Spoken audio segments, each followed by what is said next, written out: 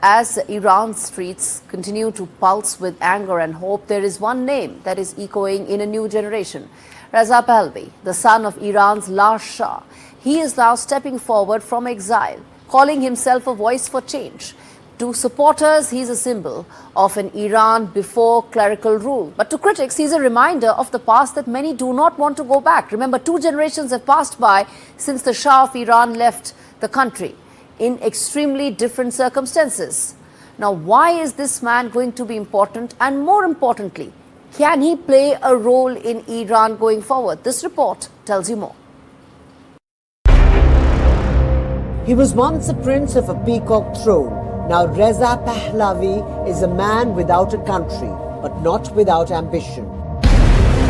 Born into Iran's royal family, Pahlavi was just 17 when revolution swept his father from power in 1979. The monarchy collapsed, the Islamic Republic rose, and Pahlavi's life froze in exile.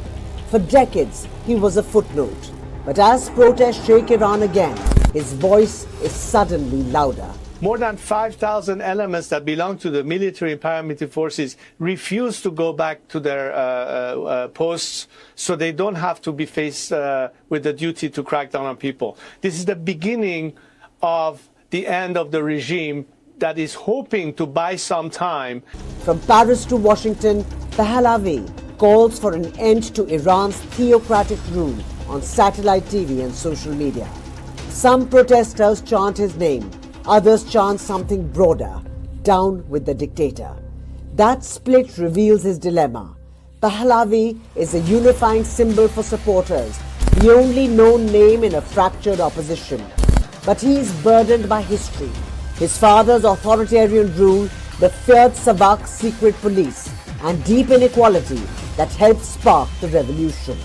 Inside Iran, measuring his real support is nearly impossible. Many Iranians want change without trading one strong man for another. Whether he becomes a leader or just another loud echo may depend on one thing. Can Iranians agree not just on what they are against, but on who should lead what comes next? With Arjun Samar Mahendran, Bureau Report, NDTV. Reza Pahlavi remains a powerful symbol, but symbols don't topple regimes on their own. Iran's opposition is broad, angry, and deeply divided, with no single leader at its center. Now, whether Reza Pahlavi becomes a bridge to a new future or a reminder of an old, unresolved past may define what comes after these protests fade or explode, viewers. In fact, let's now get in another important voice, Zamir Jafri, who's a scholar at Al Mustafa University in Iran, joins us to get a sense of how things are looking right now inside Iran. There's a complete clampdown in terms of internet. Starlink is available, but otherwise there's a complete blackout of internet and communication because the regime wants nobody to talk outside, to the outside world as to what really is happening. But Zamir Jafar is going to give us a sense of how this is looking. Zamir, thanks much for speaking to us on Fault Lines. Let me start by asking you, is Donald Trump using protests for actual regime change or as a leverage for any potential deal with Iran? Thank you very much for having me on the show. It is very evident that Trump has no control of what is happening inside Iran. He's trying to just stay in the limelight using Iran as an option. Whether talking about regime change is laughable, and if anybody thinks that having few rioters on the road or few terrorists killing innocent civilians can bring about a regime change in Iran is absolutely laughable. In Iran, on 12th of January, when the government announced that they announced that there is going to be a huge rally in support of the government and against those terrorist activities funded by America and Israel, more than 3 million people just turned up in Tehran. And approximately 10 million people, that is 1 crore people, turned out on the streets in support of the government, in support of Ayatollah Khamenei in Iran.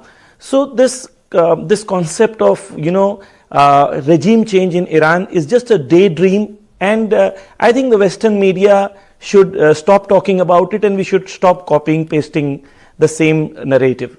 Are chants for Pahlavi really genuine?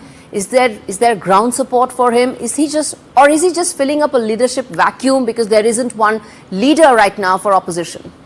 Pahlavi is an element in this entire process. It's a useless element, and it's only support for Pahlavi is in Instagram, using bots and using fake users. That's it. Pahlavi is not beyond that, and Pahlavi is a useless case. I mean, let's get over this Pahlavi thing.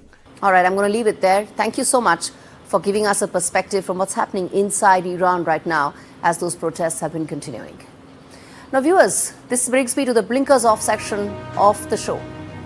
If you take off your blinkers and you see what's happening inside Iran, there are 2-3 parallel things happening simultaneously. First and foremost, the scenario and the war gaming that we did for you here on Fault Lines is exactly what Donald Trump's administration is doing.